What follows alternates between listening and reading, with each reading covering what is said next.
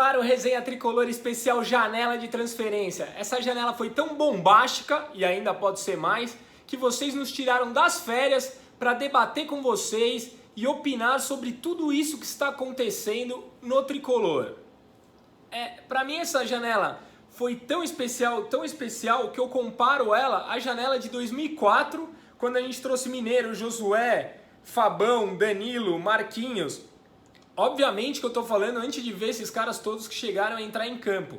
Mas a ambição, para mim a palavra correta é essa, a ambição nessas contratações mudaram o patamar e o sentimento da torcida. Para quem viu aí o último resenha do ano, a gente estava se lamentando pelo que poderia acontecer esse ano. E eu já me iludi de novo, já tô comprando passagem para ir para a Argentina, mas isso a gente já vai falar já já.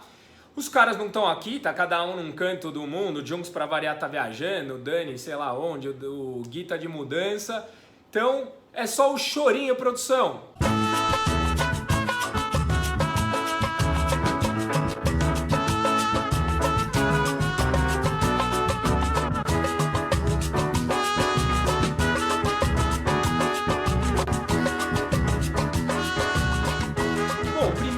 Vou falar rapidinho de forma geral, né? São 7 contratações e até agora 3 saídas. A saída mais importante é do Rodrigo Caio, o Shailon também foi emprestado para o Bahia e o Kaique também está partindo para Salvador para também jogar no Bahia.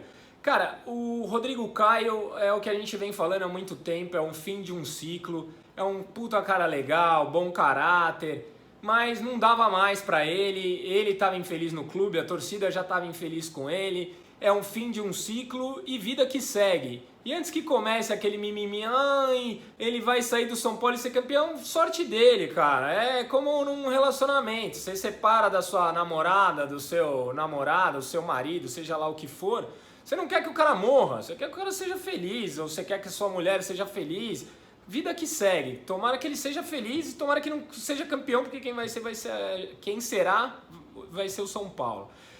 O Kaique e o Shailon, eu acho ótimas oportunidades de dar bagagem pros caras, principalmente o Shailon, que o Shailon dizem que tem muito potencial, mas até agora mostrou pouco, e ele teve bastante chance no São Paulo. Então acho que tá certo, dá rodagem, o Bahia não é um time qualquer, não é um time pequeno, é um time com torcida, que tem pressão também. Então acho que vai ser importante a gente ver como o Shailon e o Kaique vão desenrolar. E se derem certo, a gente traz de volta. É simples assim. E as 7 chegadas, né? Vamos passar rapidamente, que é o Igor, o Léo, o Hernanes, o Profeta, aqui a camisa dele, para quem não viu, o Pablo, o William Farias, Birubiru, exatamente. Cara, eu comecei falando aqui que pra mim o que chama atenção nessa janela é a ambição do São Paulo. Nos últimos anos todos, o São Paulo até fez uma ou outra contratação de impacto, mas não era planejada, vamos dizer assim. A gente trouxe o Prato há 2 anos atrás. Cara, trouxe o Prato e acabou. O resto do time ficou todo capenga, sem lateral, zagueiro improvisado. Então era uma contratação mais para agradar a torcida do que efetivamente para deixar o time mais robusto. E essa temporada eu tô sentindo o contrário. Me parece tudo muito bem planejado. As contratações são em pontos. Fora o William Farias, que a gente não precisa dessa posição, mas pode ser que a gente precise de outras características que ele tem, a gente pode falar um pouco mais pra frente, até os meus parceiros de resenha vão falar. Todas são em posições que a gente carecia ou que a gente já tá pensando lá na frente numa possível reposição. Por exemplo, a gente vem reclamando da lateral direita. Chegou o Igor. A gente vem reclamando do Edmar, principalmente o Dani. Cara, trouxeram o Léo. O Reinaldo deve ser o titular durante a temporada, mas trouxeram o Léo para fazer uma sombra, já que o Edmar não fazia sombra nenhuma. A gente falava que não tinha um centroavante de ofício. Hoje a gente tem um puta centroavante de ofício, que é o Pablo, que tende a revezar com o Diego Souza. Até o Diego Souza pode ser recuado e fazer a meia ali. A gente não tinha uma peça de reposição pelas alas, né? As alas não, pelas pontas. Quando saiu o Everton, quando saiu o Rojas, o time acabou no ano passado. E a gente continua com o Everton, continua com o Rojas, que volta só em maio, mas agora trouxe o Birubiru, que pelos números, olha, não lembro dele aqui, mas pelos números na China é um bom jogador e tenho lido bastante coisa legal a respeito dele. O Hernanes, não preciso nem falar, é um cara que muda o time de patamar, só ele sozinho mudaria o time de patamar. Agora com Pablo, Everton, Hernanes, Diego Souza, a gente passa a ter bastante opção. Eu acho que o São Paulo vem forte sim para a temporada. Então, o resumo das contratações, o que mais me agradou nessa janela é o planejamento e a ambição. Para mim tá claro que o São Paulo está se preocupando em ter um elenco forte e em posições que a gente carecia. Cara, é difícil fazer um monólogo aqui, normalmente tem aqueles 3 idiotas aqui para me ajudarem. E só para não passar em branco, que eu acho que é um ponto importante, cara, a chegada do Wagner Mancini. Muita gente questionando, poxa, o que tem o Wagner Mancini a ver com o São Paulo? Eu prefiro um ex-jogador assumindo a função de diretor de futebol, de gerente de futebol, que fazia o Ricardo Rocha. Cara, eu tenho 2 pontos aí que eu acho que são importantes eu falar. O primeiro é uma opinião. Cara, a gente já tentou o Ricardo Rocha, a gente já teve outras tentativas aí e não deram certo. Eu não vejo por que trazer alguém que não é identificado com o clube desde que seja competente. E eu acho que esse é o ponto a ser discutido, porque a carreira dele como técnico não é das mais brilhantes. Mas ele tem características que podem ser importantes para o São Paulo. E aí não entra uma opinião, entra uma informação. O São Paulo nos últimos anos, isso na visão da diretoria de futebol, perdeu muito da sua identidade. Qual era a identidade do São Paulo, para quem se lembra? Desde os menudos do Morumbi, o São Paulo, até antes mesmo, para quem tá vendo o filme que tá passando na ESPN toda hora, a moeda caiu em pé, fala claramente sobre isso. O São Paulo sempre foi um time de característica ofensiva, de posse de bola, de controle da partida, de fazer muitos gols. E nos últimos anos, por falta de planejamento e continuidade, o São Paulo perdeu essa característica. Então, mesmo ano passado com a Aguirre, era um time que era muito reativo e pouco proativo. A gente ficava muito pouco com a bola. E o Jardine na base tinha exatamente essa característica, sempre foi a história do São Paulo, que era segurar bastante a bola, ser muito agressivo, ser muito ofensivo. E o São Paulo quer resgatar a nossa identidade. E o Wagner Mancini sempre foi um cara muito estrategista e que sempre trabalhou com esse tipo de esquema de jogo. E eu acho que daí vem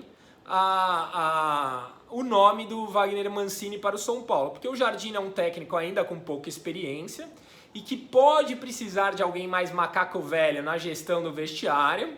E é um cara que tem a mesma característica que o São Paulo está buscando ter. Então, se você pergunta, Caio, você traria o Wagner Mancini? Cara, eu não pensaria no nome dele sem dúvida nenhuma. Eu pensaria em todo mundo, Muricy, mas o Muricy não viria.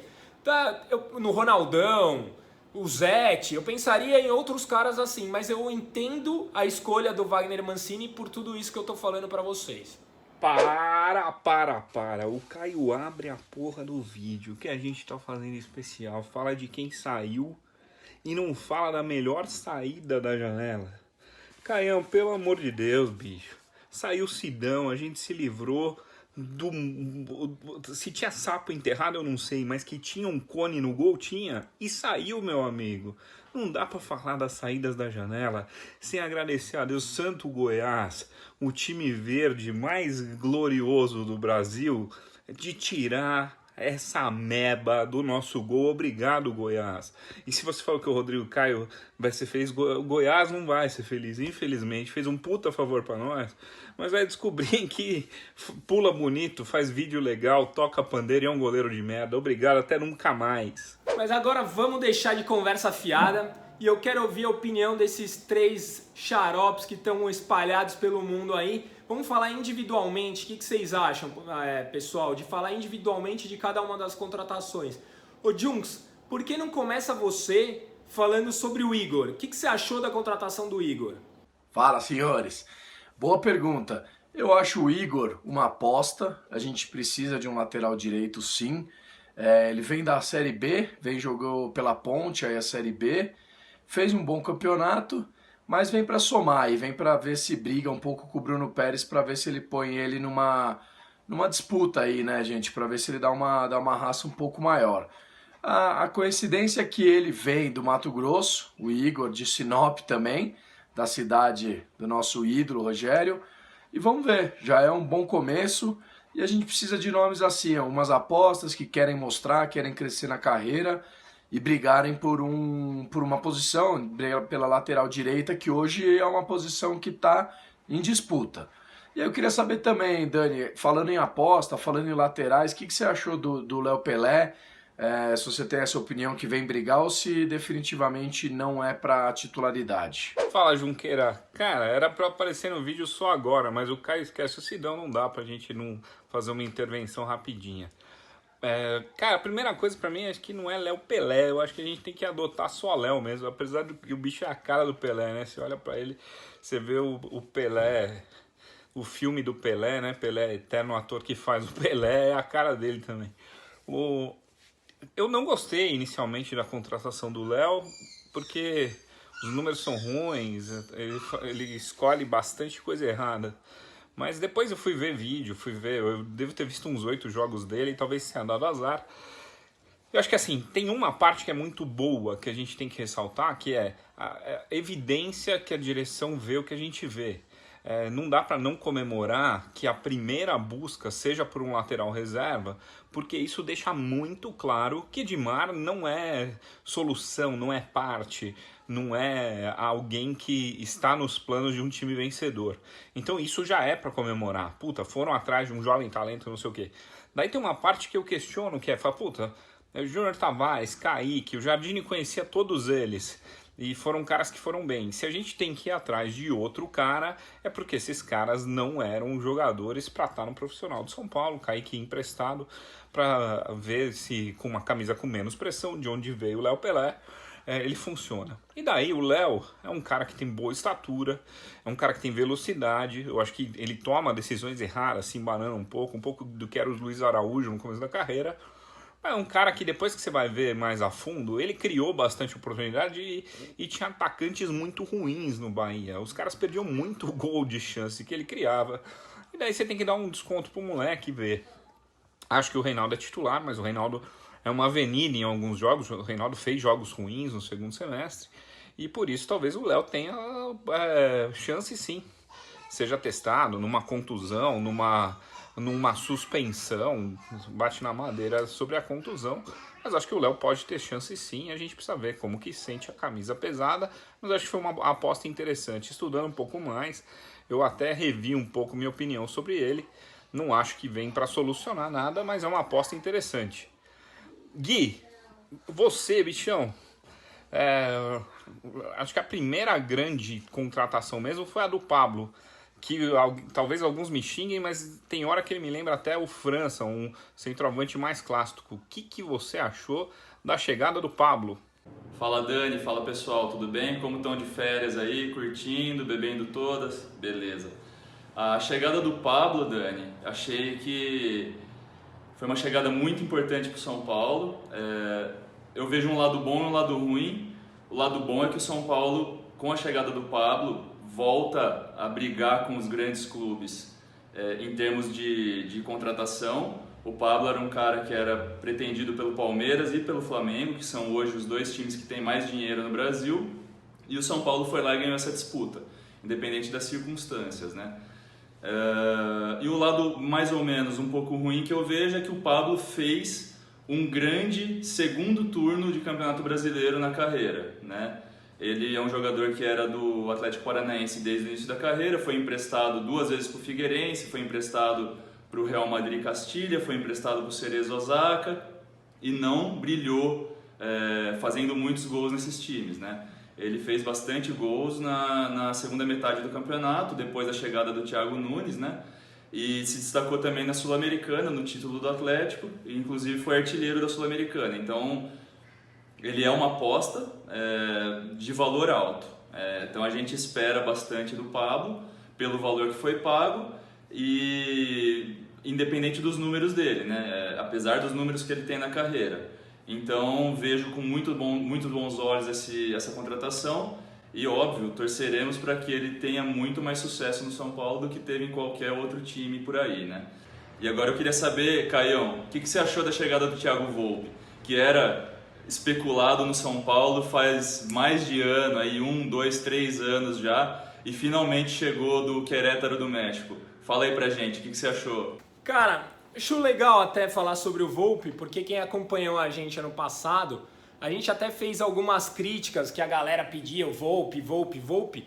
Inclusive eu acho que o Volpi é uma contratação da torcida do São Paulo, porque eu não sei se ele era monitorado pela diretoria não. A torcida do São Paulo sempre pediu muito mais do que efetivamente conhecia sobre ele. E eu acho que esse é o ponto. No Figueirense eu me lembro dele, ele fez até um bom trabalho, só que ele tá 3, 4 anos, se eu não me engano, no México. Porra, quem falar que acompanha o Campeonato Mexicano, não acompanha coisa nenhuma, nem passa mexicano, vai assistir na internet, a menos que você seja o El Bigodon, aí você não acompanha o Campeonato Mexicano coisa nenhuma. Por vídeo de internet, porra, tem um monte de gente que é fantástico, tipo Pelé ou Edmar. Mas, por tudo que eu li depois da saída dele, a torcida lá no México, mesmo os comentaristas locais, parece que ele fez um baita trabalho lá no México. E os vídeos realmente impressionam. Então, assim, você me pergunta, Caio, você gastaria 10 milhões em quem? Ele não foi, tá? Ele foi 2 milhões de empréstimo com passe fixado. Se ele fizer um bom trabalho, a gente compra. Cara, que eu acho isso uma ótima saída, porque no passado a gente fez um baita investimento no Jean. E eu não vou dizer que não deu certo, porque eu até gostei do final do ano do Jean. Mas ele não é nosso titular absoluto. Então, para você gastar mais 10 milhões em um goleiro, eu acho que foi uma boa saída do Raí.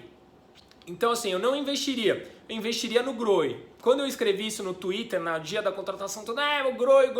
Puto, o Groi saiu por preço de banana. Era só uma questão de oferta. Mas, uma vez que chegou o Volpi, eu comecei a ficar confiante depois de tudo que eu li, pelo que eu tenho visto tal. Eu acho que pode ser o goleiro que finalmente vai acabar com o nosso vazio no gol deixado depois que abandonamos a camisa 01. Ô Junks, comenta desse cara aqui pra gente. Você gostou, cara? Ficou com a parte fácil, né? O cara, vida boa, sempre de férias. Olha como ele tá queimado lá. Fala desse cara aqui, do Profeta.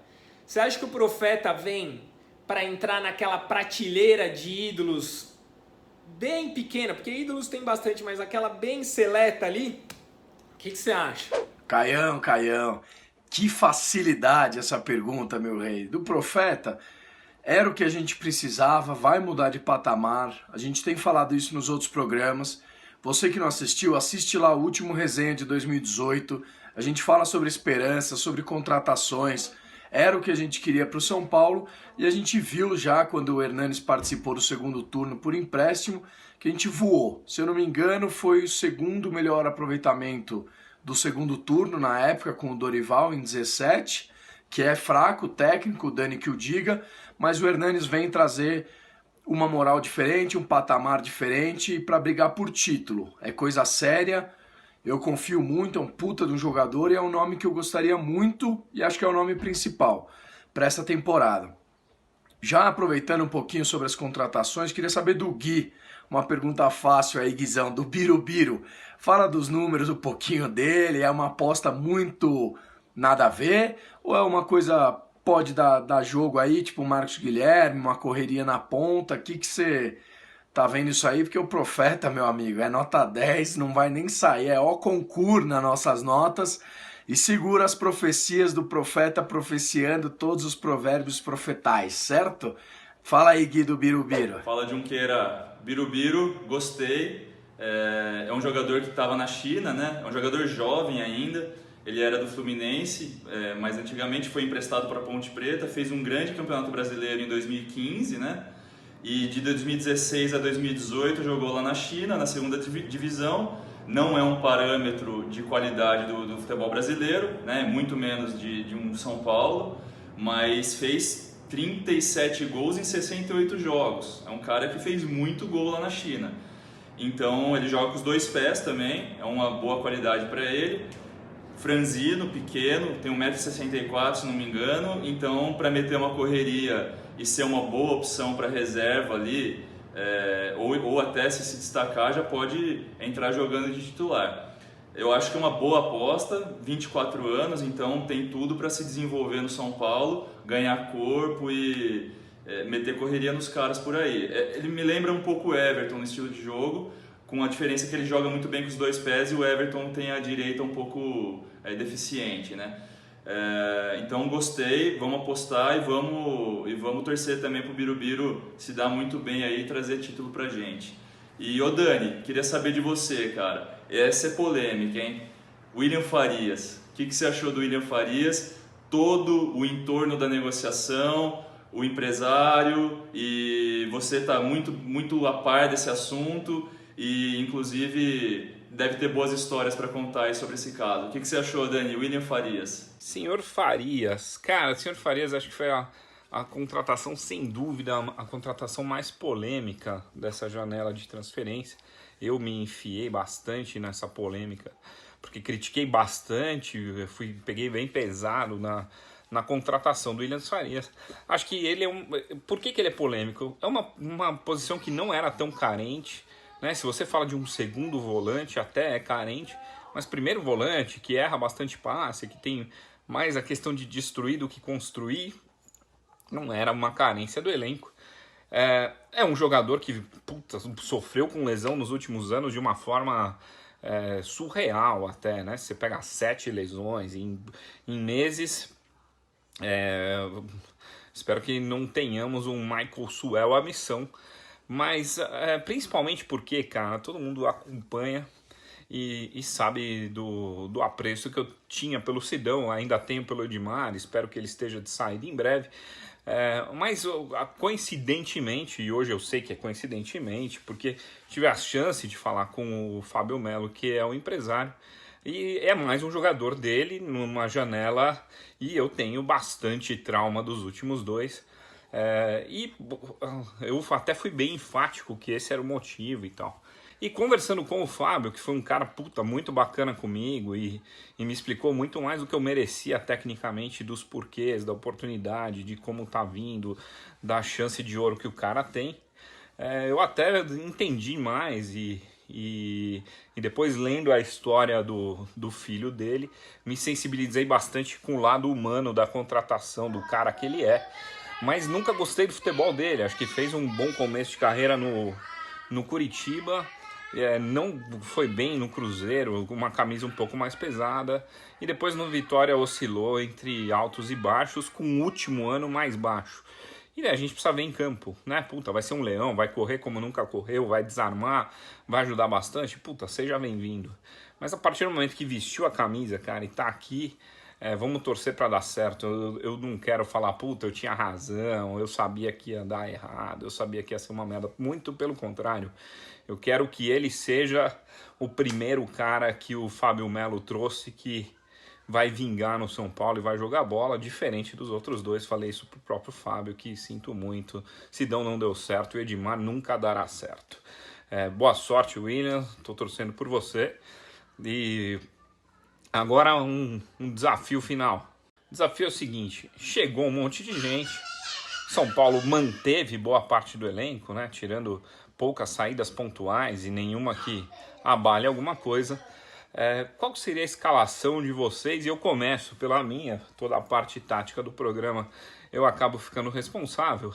E a minha, ela já tem uma polêmicazinha, especialmente na dupla de volantes, na lateral direita também, tá? Porque eu não tenho nenhuma confiança no Bruno Pérez. Bruno Pérez, para mim, foi uma grande decepção. Apostava nele pro lugar do Militão, um jogador indolente, que passa o pé em cima da bola. Bastante gente defende que foi pré-temporada. Cara, até conversei com um rapaz super simpático que assiste a gente e estava defendendo o Bruno Pérez. Eu perguntei para ele, você vê o Bruno Pérez no Morumbi? Ele falou, não, cara, eu moro longe de São Paulo, vejo pela televisão. Eu falei, talvez por isso, talvez pela televisão não fique tão claro o quão tosco é o Bruno Pérez, o quanto ele se esconde do jogo, o quanto ele não participa. Por isso eu acho que teve uma busca bastante grande por um lateral direito. Então eu começaria o ano com o Igor, que mesmo sem ver jogar, eu já tenho o benefício da dúvida e não a certeza do insucesso. Então Volpi o meu goleiro, sinto muito, Jean, não deu para você de novo. Volpi, Igor, Bruno e Arboleda.